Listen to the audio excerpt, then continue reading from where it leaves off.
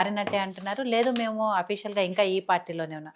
ఇలా రకరకాల వాదనలు వినిపిస్తున్నాయి. సరే ఏదైనా కూడా ఆ 10 మంది ఎమ్మెల్యేల మీద యాక్షన్ తీసుకోవాలని బీఆర్ఎస్ పార్టీ ఏదైతే కోర్టుకెళ్ళిందో, కోర్టులో కూడా రకరకాల వాదనలు వినిపిస్తున్నాయి.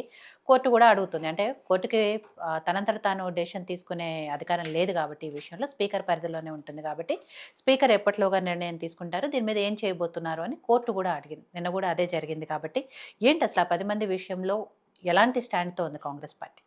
మేడం ముందుగా మీకు ప్యానెల్‌లో పెద్దలకు నమస్కారం మేడం.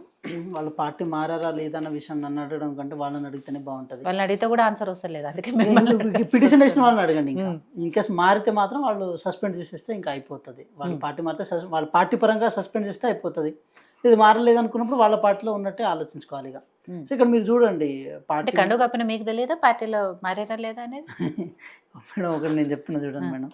సరే రాజకీయాల్లో ఏమైనా ఉండొచ్చు కాక వాళ్ళు ఇది కండవ కప్పించుకోవడానికో లేకపోతే మా దగ్గర రావడానికో మేము బలవంతంగా చేసింది ఏం లేదు మేడం. సో దాని వెనకాల కొన్ని పొలిటికల్ ఈక్వేషన్స్ ఉన్నాయి, దాంట్లో వాళ్ళ ఫెయిల్యూర్స్ కూడా ఉన్నాయి. దాన్ని వాళ్ళు ఒప్పుకోవడానికి సిద్ధపడరు.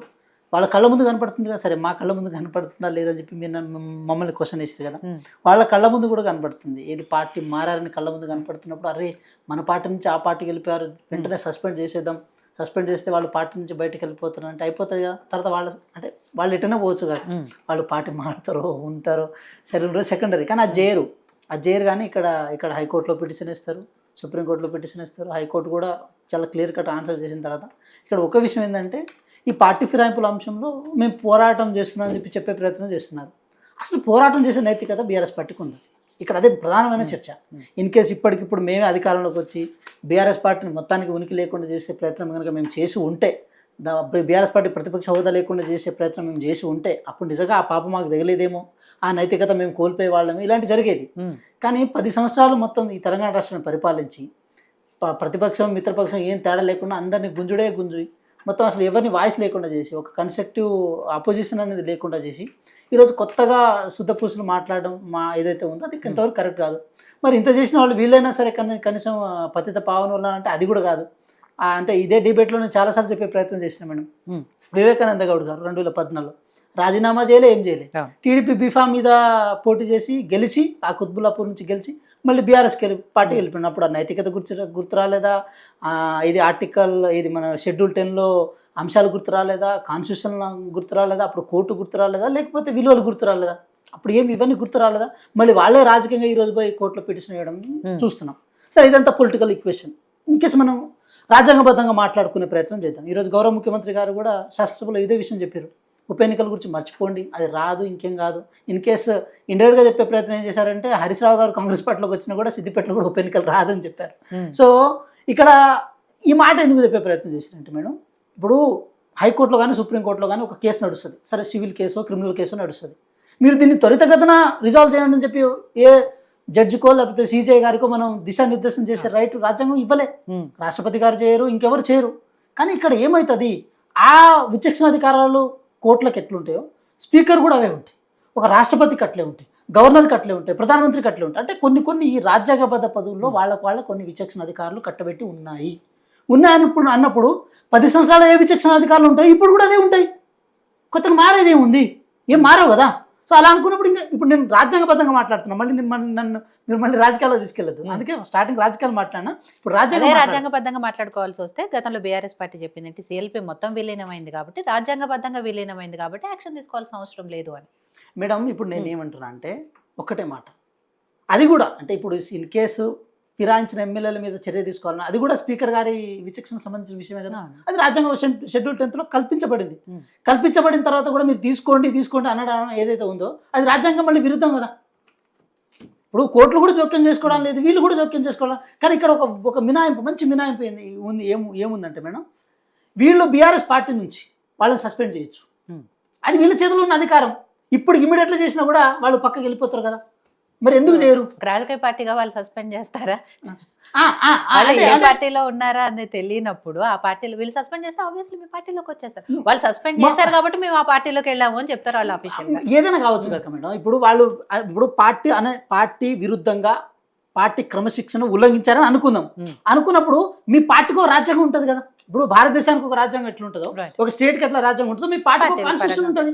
కాంగ్రెస్ పార్టీకి ఒక కాన్స్టిట్యూషన్ ఉంది. ఇప్పుడు తిరుమల మల్లన్న గారు ఏదో కొంచెం అగ్రెసివ్గా మాట్లాడారు, మా మా డిసిప్లినరీ కమిటీ ఇచ్చిన రిపోర్ట్కి వాళ్ళు ఇచ్చిన ఏదైతే డేట్ ఉందో దానికి విరుద్ధంగా ప్రవర్తించారు, దానికి ఆన్సర్ ఇవ్వలేదన్న కారణం చేత మేము సస్పెండ్ చేసినాం. పార్టీని సస్పెండ్ చేయగానే ఆయన ఎమ్మెల్సీకి అట్లే ఉన్నారు. అది మీరు కూడా చేయండి. అంటే మీరు ఏమనుకుంటారు అంటే according to your knowledge me party రాజ్యాంగానికి విరుద్ధంగా వీళ్ళు ప్రవర్తించలేదు. మీరు అట్లా అనుకునే ఈరోజు స్పీకర్ గారి మీద నెపం వేసి దాన్ని ఏదో రాజకీయం చేసే ప్రయత్నం చేస్తున్నారు. మేము ఒక్కటే ఈ వేదికగా అడుగుతున్నాము, ఎక్కడ ఉప ఎన్నికలు రావు, జరగబోవు. స్పీకర్ గారి విచక్షణ సంబంధించిన అంశము, స్పీకర్ గారి నిర్ణయం తీసుకోవాలని చెప్పి బలంతో పెట్టడానికి రాజ్యాంగంలో అంశం లేదు, ఏ కోర్టులు చెప్పడానికి లేదు. మేము ఒకటి అంటున్నాం, సరే వాళ్ళ ఉనికి కోసం వచ్చారో, మా ఉనికి కాపాడుకోవడం కోసం మేము తీసుకున్నామో, బీఆర్ఎస్ పార్టీ మీద నమ్మకం లేకనో లేకపోతే బీజేపీ పార్టీ మీద నమ్మకం లేకనో ఇదంతా రాజకీయ సమీకరణ జరిగింది అనేది సెకండరీ. కానీ మేము ఇప్పటికీ మేము చెప్తున్నాము, ఇన్ కేస్ మీ ప్రతిపక్ష హోదానే ఎత్తేసుకోవాలని అనుకునే ప్రయత్నం కనుక మేము చేస్తుంటే ఆ లెక్క ఎక్కడికో పోయేది. కానీ ఆ పని మేము చేయము. 10 మంది అంటే మొత్తం 10 మందిలో 3 పార్లమెంట్ ఎలక్షన్ కంటే ముందు వచ్చారు, 7 పార్లమెంట్ ఎలక్షన్ తర్వాత వచ్చారు. పార్లమెంట్ ఎలక్షన్లో 7 రావాల్సిన అవసరం ఏమొచ్చింది, ఎందుకు వచ్చిందని మీరు ఆలోచించాల్సిన అవసరం ఉంది. మీకు ఇప్పుడు 0 సీట్లు రాగానే ఎవరికైనా అభద్రత భావం ఉండదా మేడం? ఇప్పుడు టీడీపీ పార్టీ ఇక్కడ లేదు అనుకున్నప్పుడు బీఆర్ఎస్కి చేరారు, అప్పుడు మీరేం చెప్పారు, ఎస్ టీడీపీ పార్టీ లేదు కాబట్టి మా పార్టీలోకి వచ్చారు. అట్లాగే బీఆర్ఎస్ పార్టీకి పార్లమెంట్ ఎలక్షన్లో 0 వచ్చిన తర్వాత కాంగ్రెస్ పార్టీకి పోయారు, కాంగ్రెస్ పార్టీ లేకపోతే బీజేపీ పార్టీ వెళ్తారు, లేకపోతే సొంతంగా ఏ పార్టీకైనా పోతారు. అంత అవసరం వస్తే కేఏపాల్ పార్టీకైనా పోతారు. అది వాళ్ళ ఉనికి, రాజకీయంగా వాళ్ళ ఉనికి చేసుకుంటారు. మీకే ఉంటుందా ఉనికి, వాళ్ళకు ఉంటుందా? కాబట్టి ఇక్కడ పొలిటికల్ ఎగ్జిస్టెన్స్ కోసం ప్రయత్నం చేయడం మాత్రం ఉంటుంది, వేరేది ఉండదు. నేనేమంటున్నా అంటే రాజ్యాంగబద్ధంగా కానీ పార్టీ పరంగా కానీ వాళ్ళకున్న ఈక్వేషన్స్ వాళ్ళకు ఉంటాయి. కానీ మీరు ఇప్పుడు ఇక్కడ ఆల్రెడీ హైకోర్టులో మొట్టికాయలు వేసారు, సుప్రీంకోర్టులో వెళ్ళారు, అక్కడ కూడా మొట్టికాయలు వేసారు. ఇంకా ఇక్కడ ఏ కోర్టు లేదు మొట్టికాయలు వేయడానికి. మేము ఒకటే ఏమంటున్నాం, మొట్టికాయలు ఎవరికేసారు, వాళ్ళకేసారా మీకేసారా? మాకైతే ఏమి వేయలేదు కదా.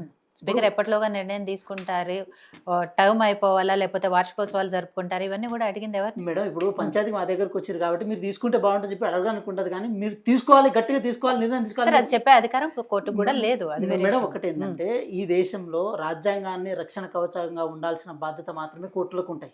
కానీ రాజ్యాంగం కల్పించబడిన అంశాలను ఇంటర్ప్రిట్ చేసుకొని దిశానిర్దేశం చేసే అంశాలు ఉండవు. ఎందుకంటే ఆ రాజ్యాంగంలో చట్టాలను నిర్మాణం చేసే బాధ్యత ఏది పార్లమెంట్కి ఉంటాయి, దాంతోపాటు అసెంబ్లీకి ఉంటాయి. ఈరోజు షెడ్యూల్ 10లో చేర్చబడిన అంశాలను పార్లమెంట్ చేసింది. పార్లమెంట్ చేసినప్పుడు పార్లమెంట్ చేసిన చట్టం ప్రకారం రాజ్యాంగం ఏది ఇంక్లూడ్ చేసినప్పుడు దాని ప్రకారం కోర్టులు వెళ్ళాల్సిన అవసరం ఉంటుంది. కానీ కొన్నిసార్లు రాజ్యాంగాన్ని విరుద్ధంగా ఉన్నప్పుడు రాజ్యాంగం యొక్క బేసిక్ స్ట్రక్చర్ ఉంటుంది. ఆ బేసిక్ స్ట్రక్చర్కి విరుద్ధంగా ఏదైనా పార్టీలు కానీ పార్లమెంట్ కానీ శాసనసభలు కానీ ప్రవర్తించినప్పుడు మాత్రమే ఇన్వాల్వ్ అవుతాయి. ఇప్పుడు మనం కేశవానంద భారత్ అని ఒక కేసు ఉంటుంది, ఆ కేసు కూడా ఇదే సారం చెప్తుంది. బేసిక్ స్ట్రక్చర్ని డిస్టర్బ్ చేయకుండా ఏ చట్టమైనా చేసుకోవచ్చు అని ఉంటుంది. సో ఇక్కడ బేసిక్ స్ట్రక్చర్ అంశం ఎక్కడొచ్చింది కోర్టులు దీంట్లో ఇన్వాల్వ్ అవ్వడానికి? ఇది విచక్షణ సంబంధించిన అంశము. నేను ఇందాక చెప్పాను కదా మేడం, ప్రతి ఒక్కరికి రాజ్యాంగంగా కల్పించిన ప్రతి ఒక్క పెద్ద మనిషికి ఒక విచక్షణ అధికారం ఉంటుంది. ఒకళ్ళ దాంట్లో ఒకరు వేలు పెట్టడానికి లేదు. అందుకోసమే ఎగ్జిక్యూటివ్ అని చెప్పి, లెజిస్లేటివ్ అని చెప్పి, జ్యుడిషియల్ అని చెప్పి ఒక 3 కన్స్ట్రక్టివ్ బాడీని చేసే ప్రయత్నం చేశారు. ఈ 3ని కంట్రోల్ చేయడంలో కొంతవరకు 4th ఎస్టేట్గా మీడియాను కూడా ఇన్వాల్వ్ చేసే ప్రయత్నం చేస్తారు. సో నేను ఫైనల్గా ఒకటి కంక్లూడ్ చేసే ప్రయత్నం చేస్తున్నాను మేడం, అందరి పెద్దవారి సమక్షంలో నేను ఒకటే చేస్తున్నాను. 2014లో తెలంగాణ పునర్నిర్మాణంలో భాగంగా 63 స్థానాలు వచ్చినప్పుడు అందరు పార్టీ ఎమ్మెల్యేలను, కమ్యూనిస్ట్ పార్టీ ఎమ్మెల్యేలను, బీఎస్పీ పార్టీ ఎమ్మెల్యేలను, ఇండిపెండెంట్ వాళ్ళందరూ గుంజుకొని మీరు ఒక 5 సంవత్సరాల పాటు మీరు ఏలుకుంటూ వచ్చారు. కానీ అప్పటి వరకు మేము ఎవరిని మిమ్మల్ని ప్రశ్నించలే, మిమ్మల్ని ఏమి అనడానికి వెళ్ళలే. కానీ 2018లో 88 స్థానాలు వచ్చిన తర్వాత కూడా మీరు ఇంకా చాలా ఘోరంగా ఏది కాన్స్టిట్యూషన్ వాల్యూకి వ్యతిరేకంగా ఉన్న ప్రతిపక్షాన్ని మొత్తం గుంజేసి విలీనం చేసుకొని లేని ప్రతిపక్షాన్ని అసెంబ్లీలో సృష్టించి వాళ్ళ ద్వారానే మేము రాజకీయంగా ప్రతిపక్షం అని చెప్పేసి లోపల ప్రతిపక్షం బయట మిత్రపక్షం అని చెప్పి తెలంగాణ ప్రజలు నమ్మించే ప్రయత్నం చేశారు. కాబట్టి టిట్ ఫర్ టాట్ అనేది ఉంటుంది, ఒక్క కాటికి చెప్పు దెబ్బ అనేది ఉంటుంది. అది ఇప్పుడు భగవంతుడు ఈ రోజు ఏదో జరుగుతుంది కానీ రేపు ఇంకోటి జరుగుతుంది. సో అదే జరిగింది. కాబట్టి ఇక్కడ తెలంగాణ ప్రజలు క్లియర్ కట్గా మేము ఒకటే ప్రయత్నం చేస్తున్నాం. మేము రాజ్యాంగాన్ని ఎక్కడ ఉల్లంఘన చేయలే, ప్రజాస్వామ్యాన్ని ఎక్కడ ఉల్లంఘన చేయలే, ఏ ప్రతిపక్షాన్ని నోరు నొక్కే ప్రయత్నం మేము చేయలే. ఈరోజు వచ్చిన 7 ఎమ్మెల్యేలు మేము 3 మేము పక్క తీసేస్తున్నాం. 7 ఎమ్మెల్యేలు ఎవరైతే ఉన్నారో ఈ పార్టీ బీఆర్ఎస్ పార్టీ ఇబ్బందికర పరిస్థితిలో ఉన్న తర్వాత వాళ్ళ ఎగ్జిస్టెన్స్ కోసం వాళ్ళు రావడం జరిగింది. వాళ్ళు మేము ఆహ్వానించాం, వాళ్ళు ఇప్పుడు ఉన్నారు. దాని ఇన్ కేస్ బీఆర్ఎస్ పార్టీ కనుక మా పార్టీ ఉల్లంఘన చేసిన భావిస్తే మాత్రం వాళ్ళని సస్పెండ్ చేసుకోవచ్చు అని చెప్పి మేము చెప్తున్నాం. బీఆర్ఎస్ పార్టీ చెప్తున్నాం, ప్రజలు కూడా ఆలోచించాలని చెప్తున్నాం. సో గౌతమ్ ప్రసాద్ గారు, ఇక్కడ